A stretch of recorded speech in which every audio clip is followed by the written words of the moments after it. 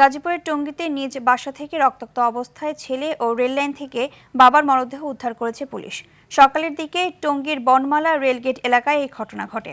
নিহতরা হলেন স্থানীয় বাসিন্দা সোহেল রানা ও তার ছোট ছেলে সাকিব। হত্যাকাণ্ডে জড়িত সন্দেহে নিহতের বড় ছেলে সোহানকে হেফাজতে নিয়েছে পুলিশ।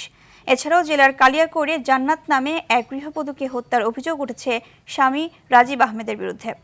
তাকে আটক করেছে পুলিশ। যশোরের অভয়নগরে নাইম হোসেন নামে এক ঘাট শ্রমিকের ঝুলন্ত মরদেহ উদ্ধার করেছে পুলিশ।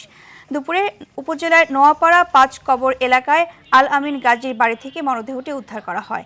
অন্যদিকে ফরিদপুরের চরভদ্রাসনে হায়দার মুন্সি নামের এক যুবককে ধারালো অস্ত্র দিয়ে কুপিয়ে হাত পা বিচ্ছিন্ন করেছে দুর্বৃত্তরা।